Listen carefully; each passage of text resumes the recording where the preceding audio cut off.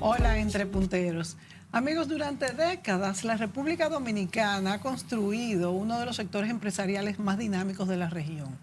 Empresas familiares que comenzaron siendo pequeños negocios, hoy lideran bancos, industrias, proyectos turísticos, centros comerciales, puertos y cadenas de distribución que generan miles de empleos y compiten internacionalmente. Sin embargo, mientras estas empresas crecen, la mayoría de los dominicanos ha participado en ese éxito principalmente como trabajadores, consumidores y ahorrantes, pero muy pocas veces como propietarios. ¿Puede cambiar este modelo? ¿Es posible que las grandes empresas continúen creciendo, que las familias fundadoras mantengan su liderazgo y que al mismo tiempo cientos o miles de dominicanos puedan participar en este crecimiento como inversionista? Esta es la propuesta de Jacek Swatkowski en su artículo titulado El nuevo pacto del empresariado dominicano. Más propietarios, más capital, más país. Hoy precisamente queremos entender si estamos hablando simplemente de nuevos instrumentos financieros o del siguiente paso en la evolución del capitalismo dominicano. Bienvenido a Entre Puntos, Jacek. Muchísimas gracias por la invitación una vez más. Usted sabe que le tengo un gran cariño a usted y poco a poco le voy cogiendo cariño al programa también. Yo creo que sí. A mí me gusta mucho recibir a Jacek porque es que cuando vemos a estos muchachos jóvenes que entienden también y se preocupan por todas estas cuestiones económicas y sociales del país, que yo creo que eso es lo que todos queremos. Por eso te felicito, Jacek. Muchas gracias. Jacek, veamos por qué planteas un nuevo pacto. Jacek tiene una frase en su artículo que prácticamente resume toda su propuesta y esta frase dice: no necesitamos menos grandes empresarios, necesitamos mucho más propietarios. ¿Qué quisiste decir con esta frase y por qué consideras que ahí está el siguiente paso de lo que sería nuestro desarrollo económico? Bueno, mire, yo creo que realmente cuando uno hace modelos cuantitativos y los grandes economistas del país presentan sus modelos, propio Banco Central, economistas de Hacienda, de índole privado, pues buscan esa relación entre el histórico, el presente y sus proyecciones. Sin embargo, hay una parte que es cualitativa, que no siempre se proyecta o se puede asignar un valor real a qué impacto tendría esto sobre una población, o a lo sumo decir que es muy difícil asignárselo, aunque se podría hacer algunos rejuegos y algunas simulaciones a través de simulaciones de Monte Carlo, pero es muy difícil. Sin embargo, yo acuño una frase que espero que pueda proyectar y que lo entiendan los dirigentes del país. Y es que cuando un Estado enfrente a inversionistas, otros países y otras instituciones, lo único que puede vender realmente es confianza. Cuando la materia prima que vende un Estado hacia afuera es confianza, el desarrollo y el crecimiento es inminente. Sí, sí. Ahora, cuando ese Estado comunica hacia sus ciudadanos una palabra tan simple como esperanza, pues entonces también la economía se siente en la economía. ¿Y cómo se traduce la esperanza en un número? Es casi imposible, porque es algo muy subjetivo. Es subjetivo. En temas de valoración financiera a nivel empresarial se le llama como goodwill, sí, que es la buena imagen que tiene una empresa en comparación a las otras en su sector, pero es muy difícil asignarle un valor. Ahora, cuando yo hago esta propuesta, lo hago tanto para el sector privado como para el sector público, porque las empresas ya tienen, el empresariado tiene la responsabilidad de darle participación a sus empleados. No digo ceder control, no digo regalar generaciones de trabajo. Sin embargo, ya es momento de que poco a poco el empleado se sienta parte, porque es parte, pero no goza de los beneficios como el empresario y el dueño de la empresa. Sí.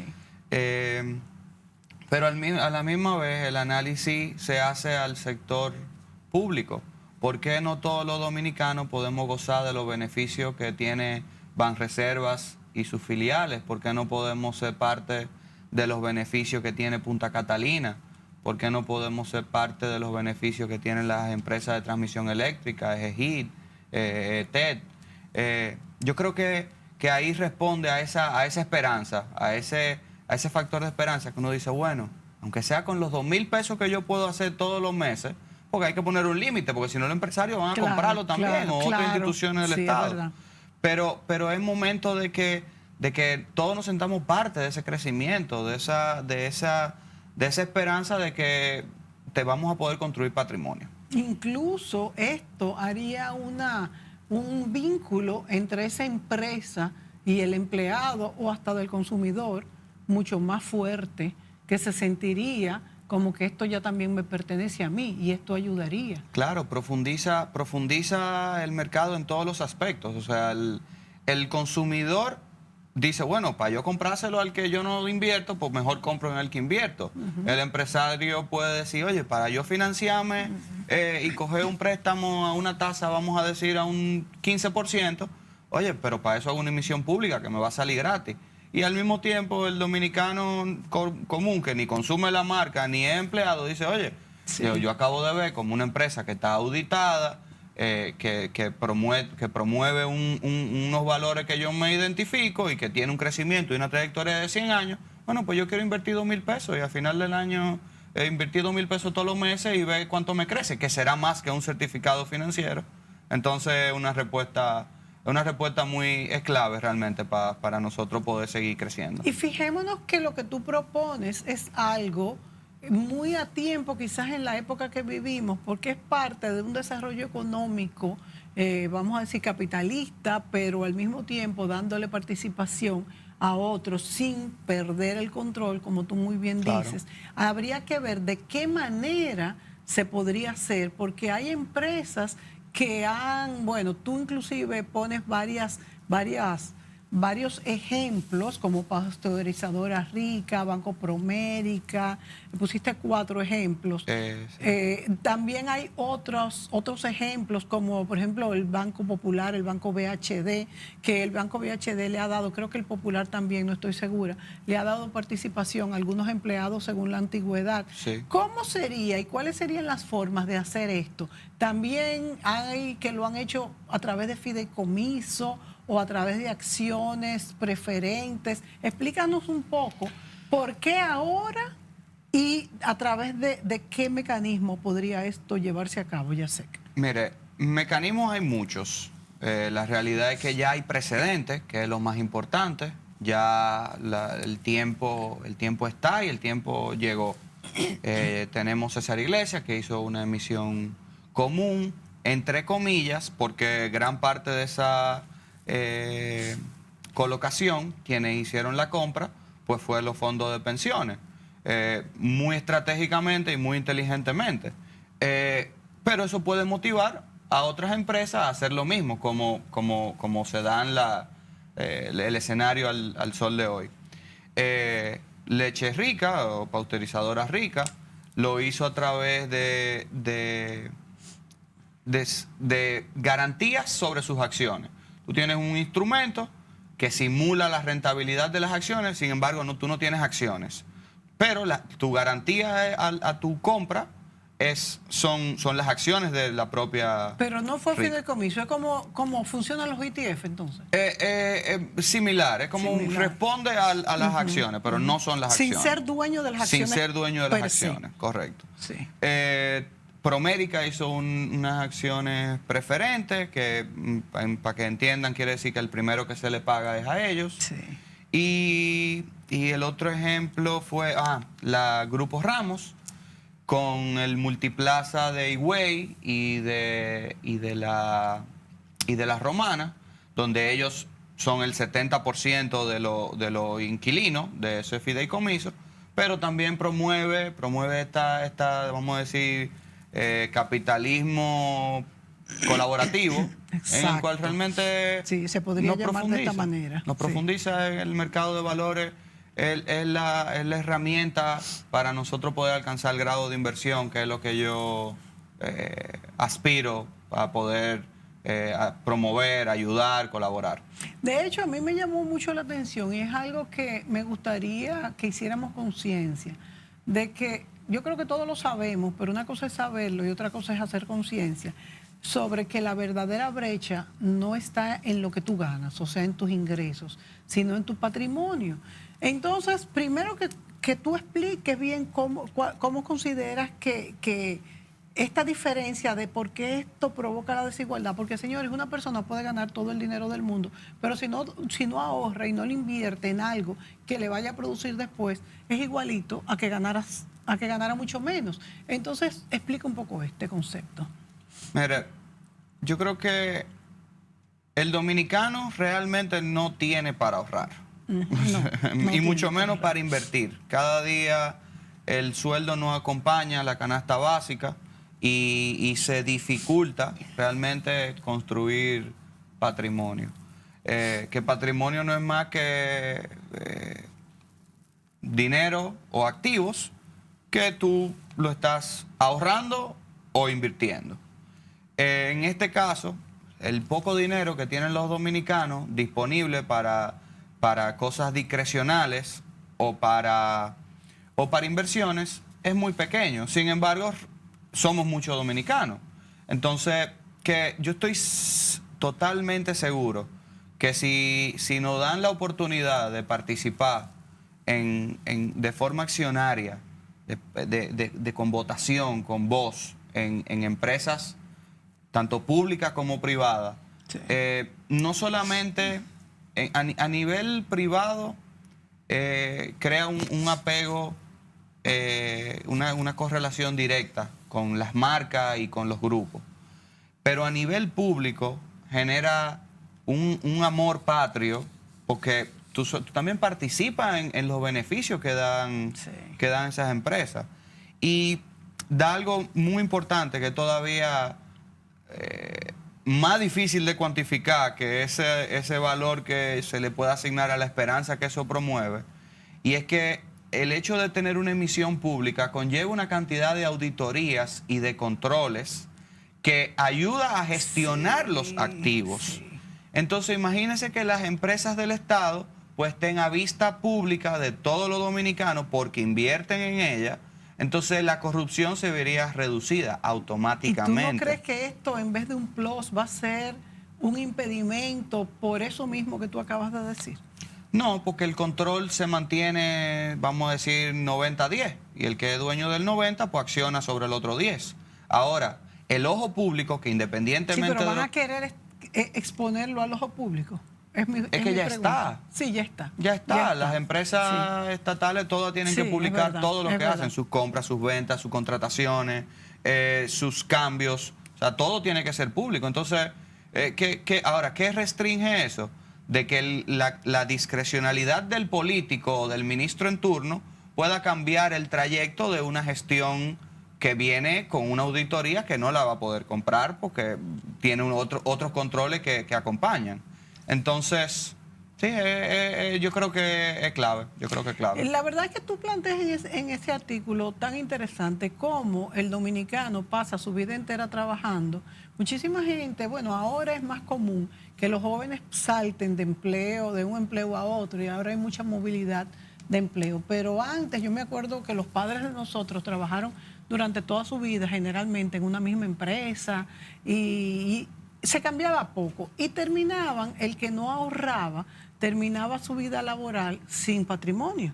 Ahora existen los fondos de pensiones que, dicho sea de paso, alcanzan para muy poco. De hecho, están, como tú señalaste, se están invirtiendo fondos de pensiones en algo como si fuera algo accionario, que tú lo mencionaste, pero hasta qué punto es suficiente y cómo también se están manejando estos fondos. También es bueno hablar sobre esto. Todavía se mantiene que muy pocos se mantengan en la caja de ahorros como era antes, en el Ministerio de Haciendas, que es el método de reparto, que lo que tú ahorraste no es tuyo, creo, sino simplemente para una pensión, pero si te moriste antes sirve para los demás, que es un método que muchos defienden, pero no es justo porque se pierde lo que tú ahorras. Entonces, pero no nos desviemos del tema. El tema es cómo los fondos de pensiones también sí están invirtiendo en algunos de estas posibles compañías para patrimonio. Y ¿cómo puede un trabajador, Jacek, convertirse en un accionista sin que estas familias dueñas de esta empresa pues pierdan el control y digan, bueno, pero es que esto, tú sabes que hay una cultura de familiaridad en las empresas, aunque hay muchas que ya se han asociado incluso con inversionistas internacionales, sí, y ya no tienen el total control como quiera. Correcto. O sea que estas empresas tan familiares cada vez van cediendo control.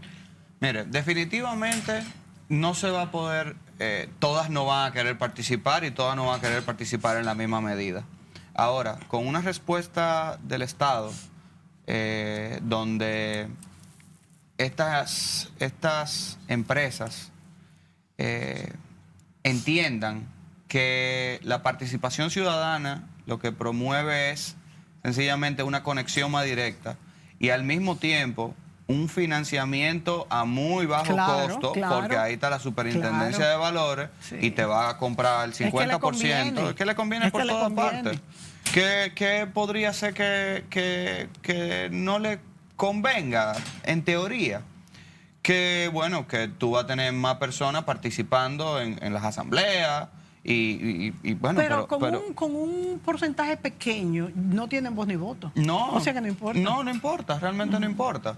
Entonces, oye, es que yo no le veo. Pueden poner un límite hasta de un 5%. Yo no le veo, yo no le veo tratando de hacer un análisis contrario, yo no le encuentro cómo le afectaría, honestamente. Y a través de los fondos de pensiones, ¿tú crees que hay alguna forma también de incluirlos, aunque se han hecho en algunas cuestiones accionarias?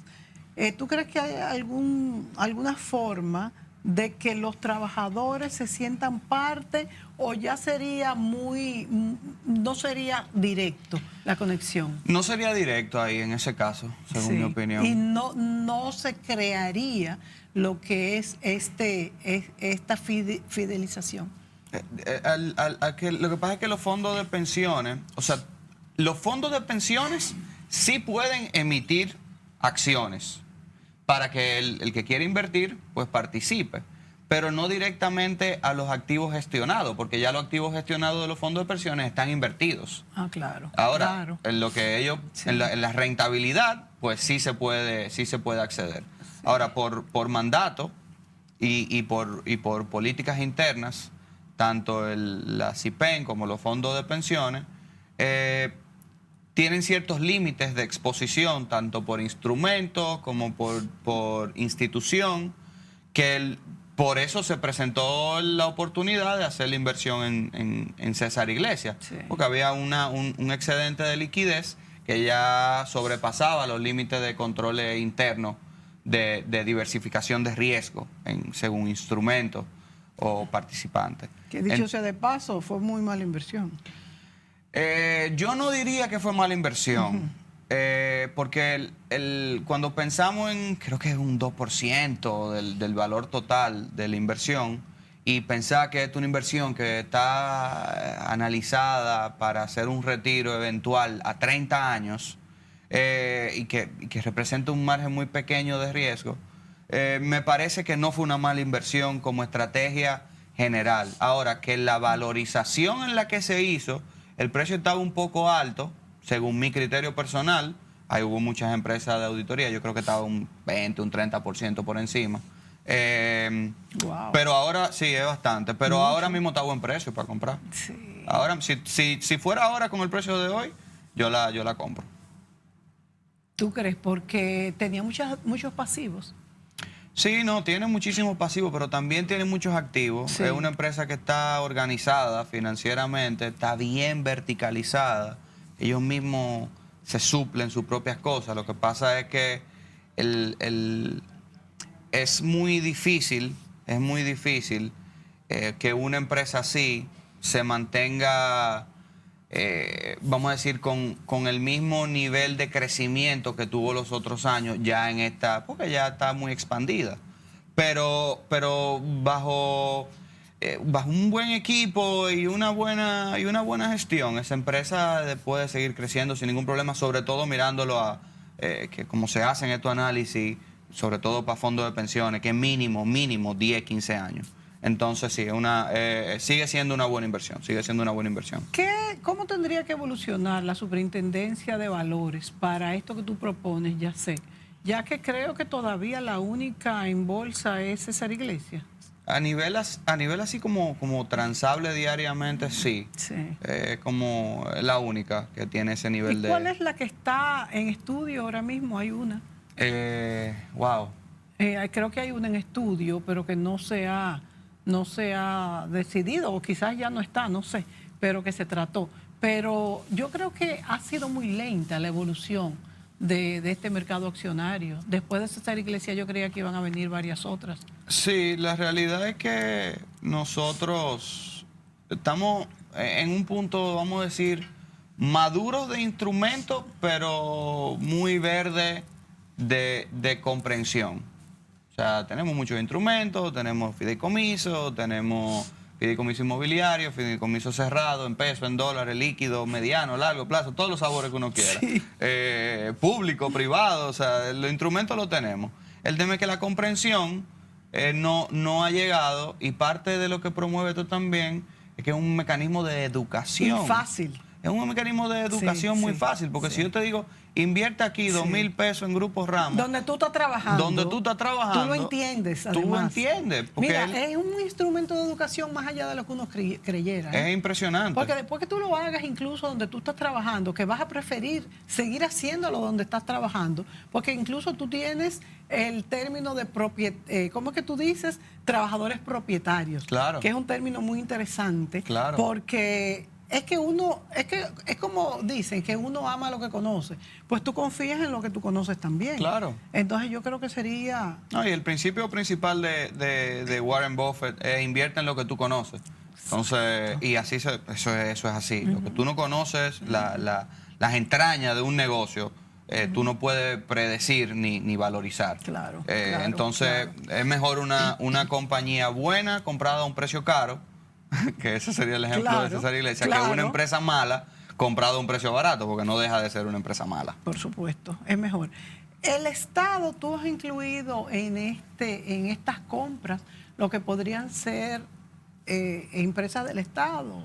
Tú hablaste de Punta Catalina, de Jejaina, lo acabas de decir, de Banreservas. Y a veces, yo creo que Banreservas lo que le da son bonificaciones a sus trabajadores, pero nunca propiedad, ¿verdad? Nunca le da propiedad. Nunca sí propiedad. Le da bonificaciones, muy buenas. Muy buena. Pero si nos vamos al sector financiero, ¿qué mejor referencia que promover? Yo creo que todo el dominicano en este país que está bancarizado invirtiera 2.000 pesos en Banreservas. Es verdad. Y es una oportunidad de educar a todos los dominicanos del país de qué significa el mercado de valores. Sí. Aunque le vaya mal a Banreservas, que nunca le va mal, porque Banreservas nada más es creciendo que va. O sea, las bonificaciones a veces son 5 veces el salario, a veces son 6, a veces son 8. Entonces es una empresa como casi en ningún lugar del país. Es un lujo trabajar en Banreservas. Claro. Y es una institución sumamente bien operada. Sin embargo, también le falta escrutinio público. Sí. Le falta escrutinio público. Y yo vuelvo y le digo, yo creo que es una oportunidad inmejorable para generar esperanza, para educar, para profundizar el mercado de valores, para democratizar la finanza, reducir la brecha de desigualdad que tenemos. Poco a poco irla reduciendo, porque ya la que está. Claro, Ahora, claro. en el futuro, próximo, se puede ir reduciendo poquito a poco. Y no siempre es tan fácil mover un salario mínimo. Pero si tú le das una participación accionaria con rentabilidad en acciones de propiedad, oye, eso genera un impacto total. Todos los objetivos que has mencionado son fundamentales. Y el primero que hablaste de generar esperanzas, que parece algo subjetivo y poco medible, quizás es el más importante. Lo es. Eso sería que estas empresas destinaran a un fondo de inversión ciudadana, ¿verdad? Una parte de lo que serían sus acciones. Vámonos a la pausa y volvemos con Jacek Swatkowski. Yo le digo a él que como era cuando era chiquito. De Lara, no me dejes el de Lara, porque soy mocano también. Soy mocano también. Mocano de pura cepa. Volvemos.